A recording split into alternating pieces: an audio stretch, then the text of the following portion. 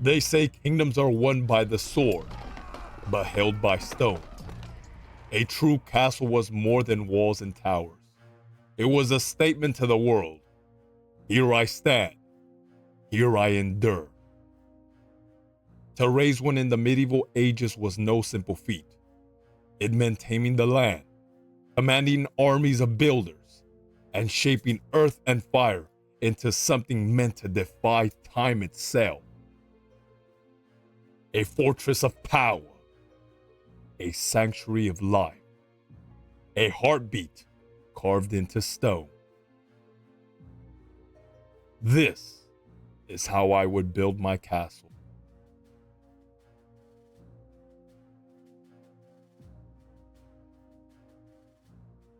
To begin, a castle is to command the ground, not just any patch of earth, but highland, near water, with sightlines that stretch toward both trade and threat. We'd start by digging deep, trenches for drainage, foundation of crushed stone and lime mortar.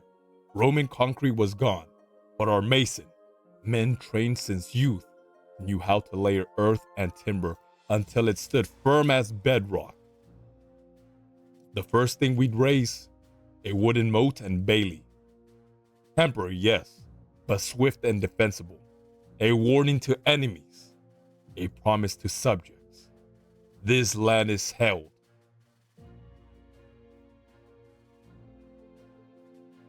And from there, we'd build upward and inward.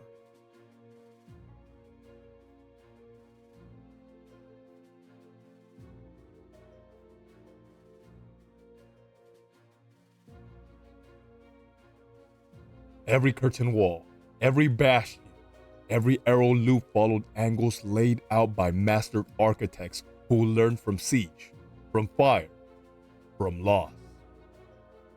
Walls wouldn't rise in a square, no, concentric rings with each layer defensible if the outer fell. Narrow stairs spiraled clockwise to favor right-hand defenders. Drainage channels sloped subtly outward so rot never festered.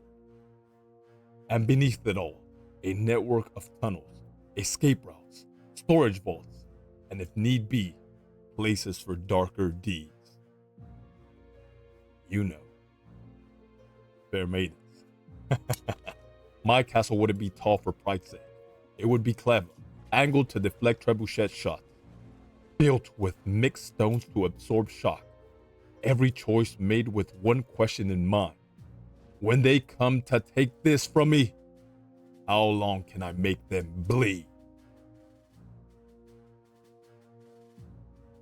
But in the midst of stone and siege, something softer must survive.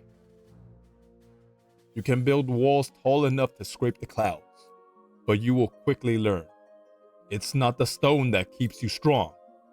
It's what lives inside it. In the cold morrow of the keep, with storm pounding the towers and tensions high at court, there's one thing I keep near me. Not a weapon, not a scroll, but the Armor Kingdom crown Snuggle Hop Bunny keychain. Soft, so soft, and far from what you'd expect to find on a war table.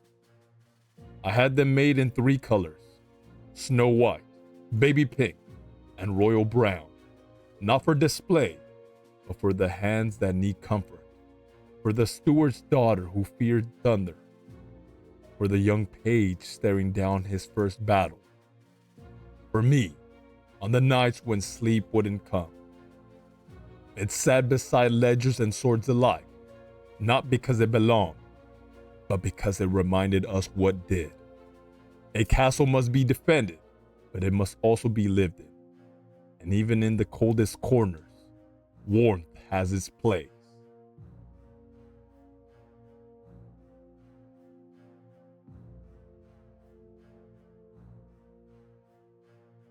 A castle isn't a bunker, it's a living city.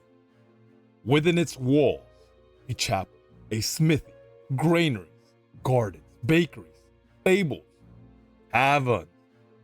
Every trade had its space. Every sound had its echo, the clank of iron, the hush of prayer, the laughter of cups, even in wartime. And I would walk among them, the king's not above his castle, but within it.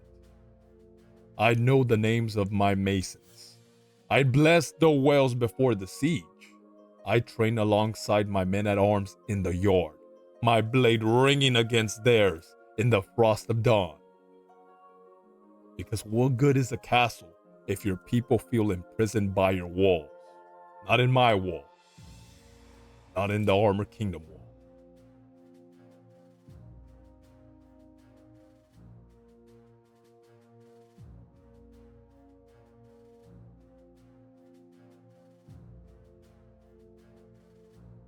When war comes, and it always comes, a castle must be something else.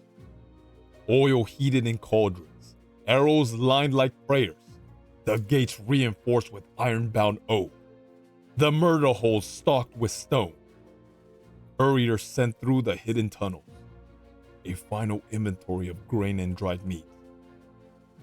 But even then, defense isn't just a wall, it's will. And the best defense a castle can have is loyalty. If your people believe in your rule, they'll hold the walls longer than your enemies can last. If they don't, your banners fall before the first stone hits. I would not build my castle to impress. I will build it to endure. Every brick, every blade, placed with purpose. For safety, for sovereignty, for legacy. And maybe, hanging from the belt of a child who grew up behind its walls, the Armored Kingdom's snuggle-hop bunny crown keychain sways gently in the wind. A small comfort, a quiet treasure, proof within the hardest walls, something soft still beats. Because in the end, stone may fall, but memory lasts. Like fur, like keys, like the castle that still stand in stories long after we're gone.